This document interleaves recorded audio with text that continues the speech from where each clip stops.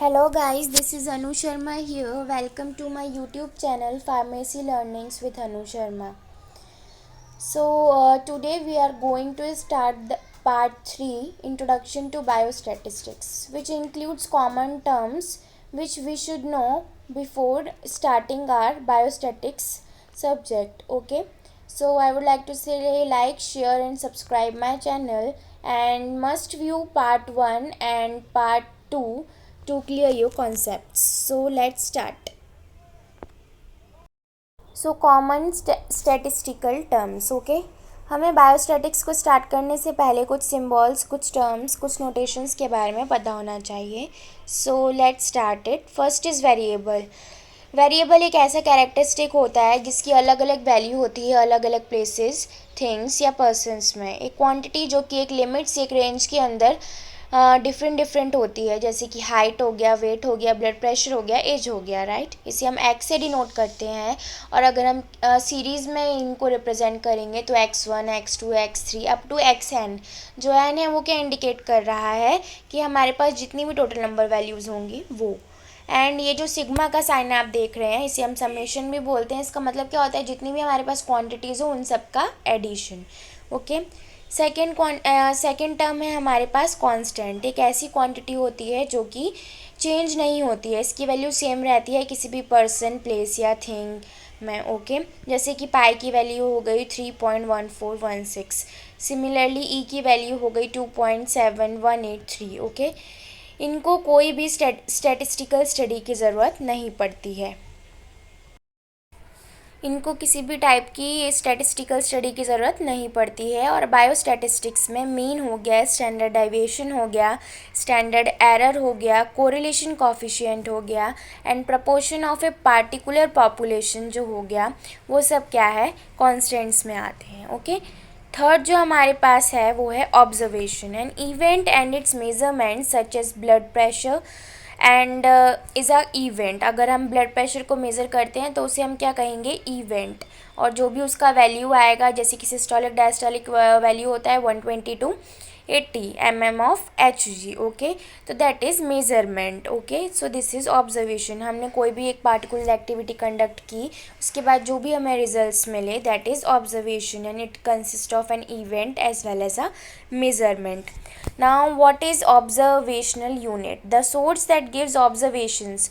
जहाँ से हमें ऑब्जर्वेशन मिले, मतलब हम जिस चीज़ के ऊपर स्टडी कर रहे हैं एक तरीके से, वो कोई भी चीज़ हो सकती है या कोई भी पर्सन हो सकता है. In medical statistics the term individuals और subjects is used more often. Medical में हम किसी पर्सन की हेल्थ के ऊपर या वेरियस डिसीज़ के ऊपर स्टडी करते हैं या माइक्रोब्स के ऊपर, तो ये टर्म जो है मेडिकल स्ट्रीम में ज़्यादा यूज़ होती है. Data, a set of values recorded on one और मोर ऑब्जर्वेशनल यूनिट्स. ठीक है, जो भी हमें रिजल्ट्स मिलते हैं या वैल्यूज़ मिलती हैं और फिर हम उन्हें यूनिट्स में रिकॉर्ड करते हैं, that is known as data. ये रॉ मटेरियल्स होते हैं स्टैटिस्टिक्स के. इसी के बेसिस पर हम हमारे रिजल्ट्स को रिप्रेजेंट करते हैं, तो इसलिए ये रॉ मटेरियल्स होते हैं स्टैटिस्टिक्स का. ओके. नाउ पॉपुलेशन एक एंटायर ग्रुप होता है लोगों का जिस पे कि हम स्टडी करते हैं. ठीक है ना, इसमें पर्सन्स, थिंग्स या मेजरमेंट्स आते हैं. ओके, और एक पार्टिकुलर सब्जेक्ट होता है जिसके ऊपर हम स्टडी करते हैं. पॉपुलेशन जो है वो हम डिसाइड करते हैं. वो बहुत ज़्यादा बड़ी भी हो सकती है, हमारे area of interest, area of study के बेसिस पर पॉपुलेशंस वेरी करती है.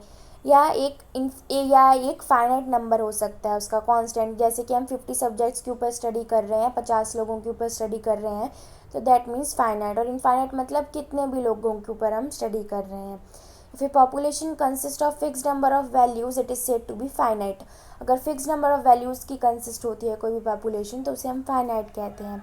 और अगर उसमें एंडलेस सक्सेशंस हो, मतलब बहुत सारी वैल्यूज़ हों जिन्हें हम काउंट नहीं कर सकते, वो इनफाइनाइट होती है. Okay. It has to be fully defined such as all human beings, all families joint और nuclear, all women of 15 to 45 years of age और ओनली मैरिड वीमेन. ये सब क्या है, एग्जाम्पल्स हैं उसके, कि वो क्लियरली डिफाइन होनी चाहिए कि हमारी पॉपुलेशन फाइनाइट है या इनफाइनाइट है. Okay. If it is finite और limited in number it can be easily counted. अगर वो फाइनाइट होगी या लिमिटेड होगी नंबर में तो हम उसे ईजिली काउंट कर सकते हैं. ओके. हमारे पास नेक्स्ट जो यूनिट है that is sampling unit. Each member of a population, population के हर एक मेंबर को क्या कहा जाता है, सैम्पलिंग यूनिट। सिंपल है। फिर है next term sample. It may be defined as a part of population, ये एक ऐसा पार्ट होता है पॉपुलेशन का। It is a group of sampling units okay that form part of a population. ये एक ग्रेट पॉपुलेशन के स्मॉल स्मॉल पार्ट्स होते हैं ओके जो कि हम रैंडमली पिक करते हैं, that are known as sample. Generally selected so as to be representative of the whole population. अब हम अगर हमारे पास 100 लोगों की पॉपुलेशन है तो हम हर एक की स्टडी थोड़ी ना करेंगे, उसमें से हम कुछ 20 या 30 लोगों को रैंडमली सिलेक्ट करेंगे। तो वो जो 20-30 को हम रैंडमली सिलेक्ट करते हैं that is known as sample. There are many kinds of samples that can be selected from a population okay. बहुत सारे मैथड्स के थ्रू हम पॉपुलेशन में से सैम्पल को सिलेक्ट करते हैं। नेक्स्ट टर्म है हमारे पास parameter. It is a summary value or constant of a variable that describes the sample such as its mean, standard deviation, standard error, correlation coefficient, proportion। ये एक summarised value या हम result value कह सकते हैं जो कि बताती है किसी भी सैम्पल का जो कि कैरेक्टरिस्टिक वैल्यूज़ होती हैं बायोस्टैटिस्टिक्स की, mean, standard deviation, standard error, correlation, इन सब वैल्यूज़ के बारे में हमें पता लगता है, that is known as parameter. ये जो वैल्यू है पैरामीटर, इसे हम कैलकुलेट करते हैं सैम्पल से और अप्लाइड करते हैं पॉपुलेशन में ओके। पहले हमारे पास 100 लोगों की पॉपुलेशन होती है, उसमें से हम 20-30 लोगों को सिलेक्ट किया, उससे हमने सैम्पल कहा, उससे हमें जो भी रिजल्ट मिलता है that is known as parameter. और फिर उसी पैरामीटर को हम पूरी पॉपुलेशन पे मान लेते हैं, लेकिन वो वैलिड भी हो सकता है या नॉन वैलिड भी हो सकता है। दोनों desirable parameter and statistic are often used as synonyms. तो कभी कभी तो पैरामीटर और स्टैटिस्टिक को हम सिनोनिम्स की तरह भी यूज़ करते हैं ओके। नेक्स्ट टर्म है parametric test. It is one in which population constants as described above are use such as mean, variances etcetera. ये जो टेस्ट है, इन टेस्ट में जो पैरामीटर्स होते हैं जैसे कि mean, standard deviation, standard error जो हमने ऊपर पढ़े हैं उनका यूज़ किया जाता है। And data tend to follow one assumed और एस्टेब्लिश डिस्ट्रीब्यूशन। और जो हमारा डेटा होता है, जो भी हमें रिजल्ट्स मिलते हैं, हम उनको एक तरीके से अरेंज करते हैं, या तो नॉर्मल तरीके से, बायनॉमियल, पॉइजन एक्सेट्रा। जैसे हम डिटेल में बायोस्टैटिक्स को पढ़ेंगे तो हमें ये सब चीज़ें समझ आएंगी। नेक्स्ट टर्म है नॉन पैरामेट्रिक टेस्ट। टेस्ट जैसे कि काई स्क्वायर टेस्ट हो गया, in which no constant of a population is used okay, जिसमें कोई कांस्टेंट नहीं यूज़ होता है पॉपुलेशन के लिए। Data do not follow any specific distribution and no assumptions are made in non parametric test. जो हमारा डेटा होता है वो कोई भी एक स्पेसिफिक डिस्ट्रीब्यूशन को फॉलो नहीं करता है और ना ही इसमें कोई अजम्पशंस ओके ना, कोई हम अपने आप से कोई भी चीज़ को नहीं मानते हैं okay. These are known as non parametric test.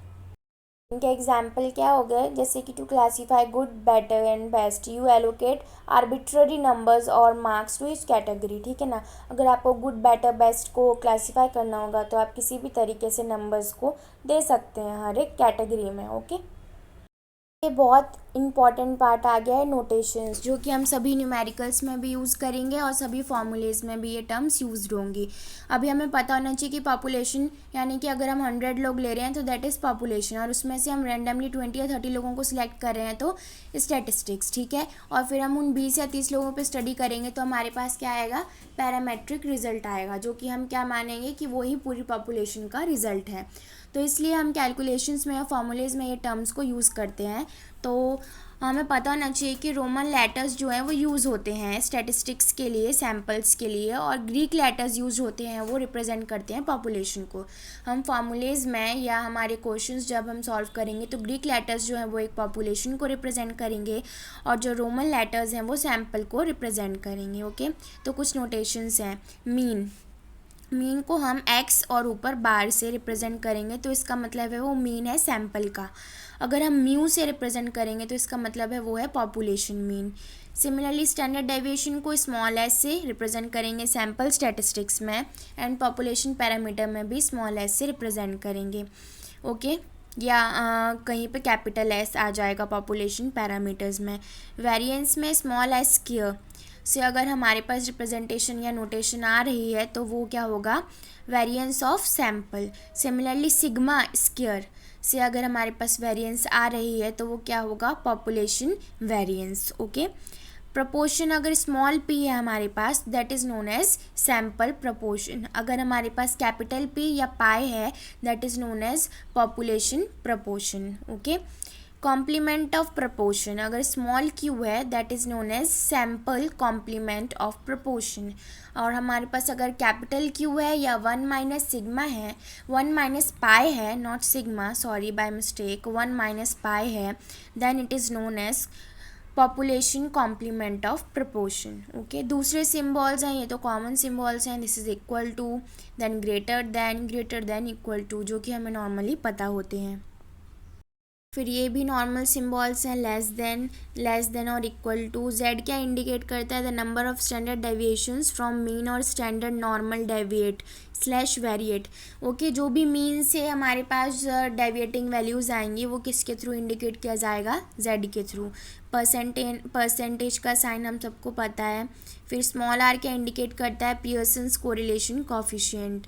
And small P क्या इंडिकेट करता है? स्पीयरमैन्स कोरिलेशन कॉफिशिएंट। कैपिटल ओ क्या इंडिकेट करेगा? Observed number. कैपिटल ई क्या इंडिकेट करेगा? Expected number. D dot F dot और D F degrees of freedom को indicate करेगा। स्मॉल के क्या इंडिकेट करेगा? नंबर ऑफ ग्रुप्स और classes. Capital P bracket capital A bracket क्या इंडिकेट करेगा? Probability of event A. इसी तरीके से हम किसी भी इवेंट की प्रोबेबिलिटी को लिखेंगे जब भी हम न्यूमेरिकल सॉल्व करेंगे या डेरिवेशंस डिराइव करेंगे। ओके, या कोई भी फॉर्मूला में हम रिप्रेजेंटेशन करेंगे या नोटेशन देंगे, राइट। सो आई होप आप लोगों को ये सारी कॉमन नोटेशन समझ आई होंगी। So like, share and subscribe my channel. And ये नोटेशंस को आपको बहुत अच्छे से समझना है, हो सके तो बार बार देखिए। And keep watching my channel and just wait for the next, that is part 4, because I am going to run all the series of biostatistics as much as possible to help you out. So thank you, like, share and subscribe my channel.